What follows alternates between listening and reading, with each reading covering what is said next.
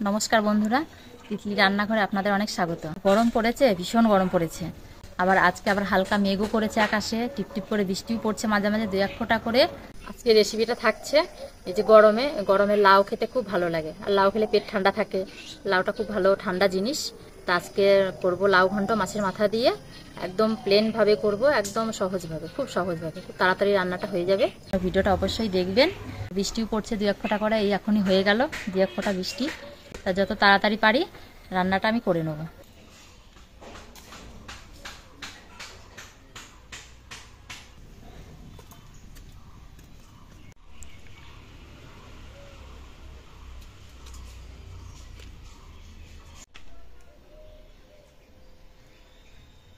উনুন জ্বালিয়ে নিয়েছি, এবার কড়াই বসিয়ে দেবো। এখানে নিয়ে নিয়েছি কালবাউস মাছ, বেশ বড় সাইজের মাছটা ছিল, কেটে ধুয়ে পরিষ্কার করে নিয়ে এসেছি। এই মাথাটা দিয়ে করব লাউ ঘন্ট।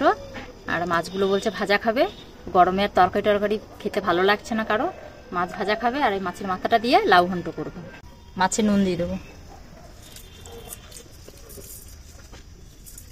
দিয়ে দেবো হলুদ।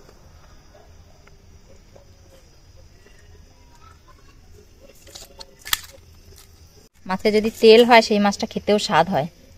এই যে অল্প তেল হয়েছে মাছে, এই তেলটা দিয়ে দেবো লাউ ঘন্টতে।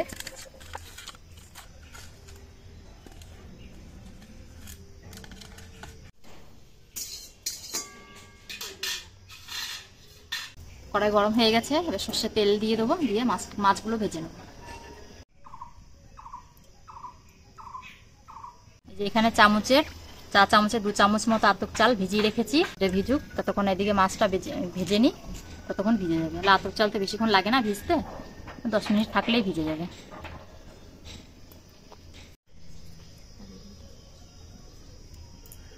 এদিকে মাছ ভাজার জন্য কড়াইতে তেল দিয়ে দিয়েছি, তেলটা গরম হোক। আর এদিকে আমি লাউটা কুচিয়ে কেটে নেব।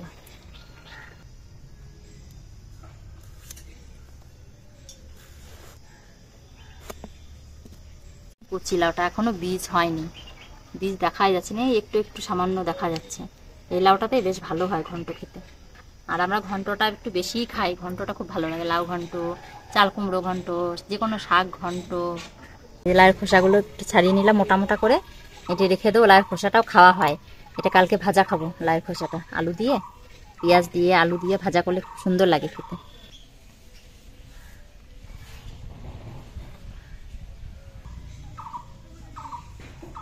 তেল গরম হয়ে গেছে, এবার মাছগুলো ভেজে নেব।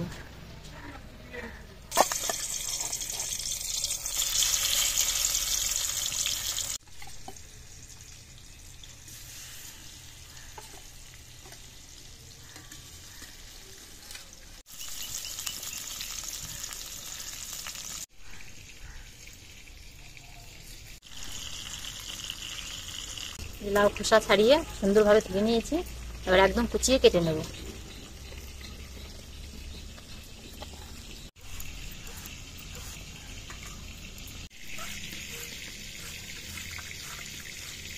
মিহি করে কেটে নিতে হবে।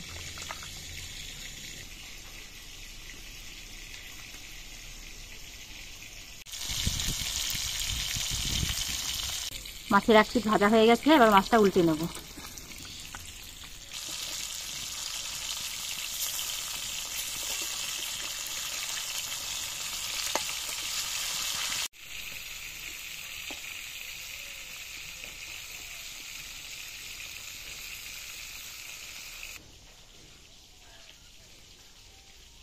মাছটা ভাজা হয়ে গেছে, মাছটা তুলে নিই, দিয়ে মাছের মাথাটা ভেজে নেব।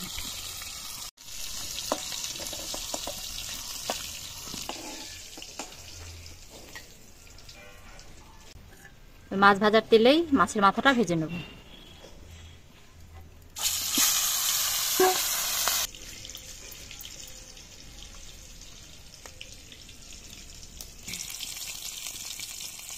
মাছের মাথাটা এক পিঠ ভাজা হয়ে গেছে, এবার উল্টে নেব।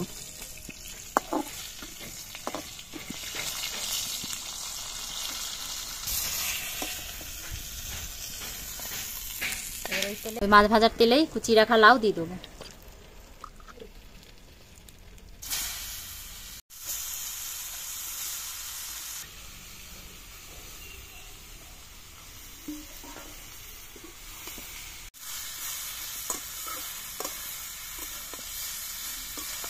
তেলের উপরে লাউ দিয়ে দিয়েছি, এবার দিয়ে দেবো নুন আর হলুদ। দিয়ে দিচ্ছি নুন, দিয়ে দেবো হলুদ,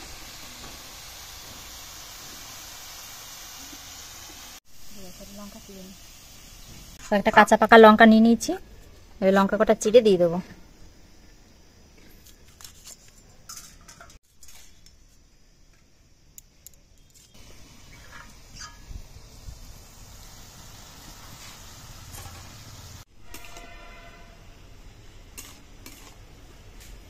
নুন হলুদ লঙ্কা সব দিয়ে দিয়েছি, দিয়ে আবার ঢাকা দিয়ে দেবো। জল দেবো না, লাউতে তো এমনিতেই জল বেরোয়, ওই লাউয়ে যা জল বেরোবে সেই জলে লাউ সেদ্ধ হয়ে যাবে। এবার ঢাকা দিয়ে দেবো। আতপ চালটা ভিজে গেছে, এবার আতপ চালটা বেটে নেবো।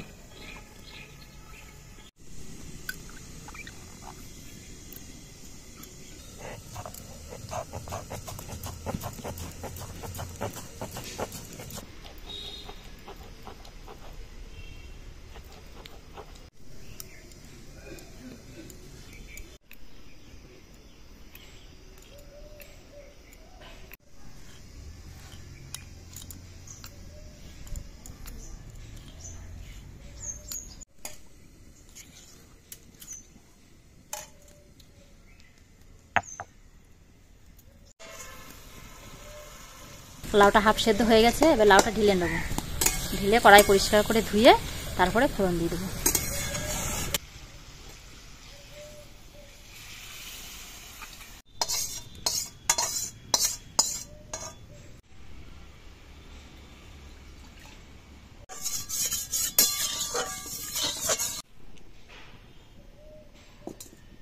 জিরে ধনে ভেজে নেব শুকনো কড়াইতে।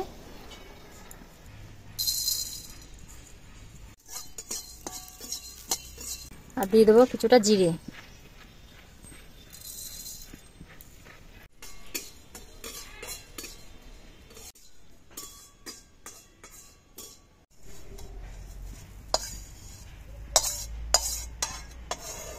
আর একটু সর্ষের তেল দিয়ে দেবো কড়াইতে।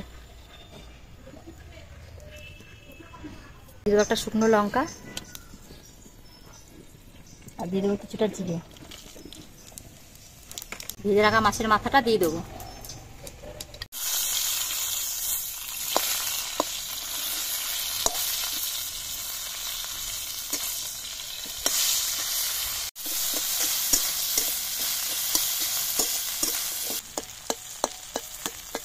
মাছের মাথাটা সুন্দর করে ভাজা হয়ে গেছে, সেটা সেদ্ধ করে লাউটা দিয়ে দেবো।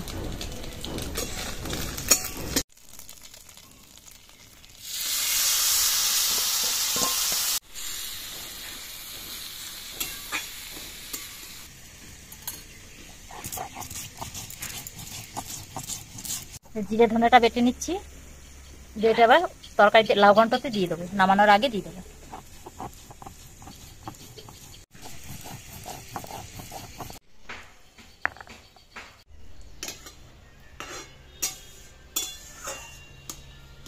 জিরে ধনেটা বেটে নিয়েছি, এবার এটা লাউ ঘন্টতে দিয়ে দেবো।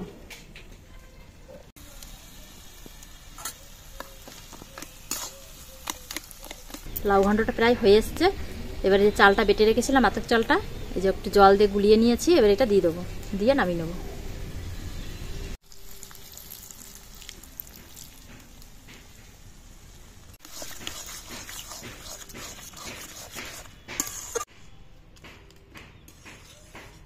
মাছের মাথা দিয়ে লাউ ঘন্টটা হয়ে গেছে। আপনারা তো সম্পূর্ণ ভিডিওটা দেখলেন। এইভাবেই আমার মা করতো, দেখতাম লাউ ঘন্ট।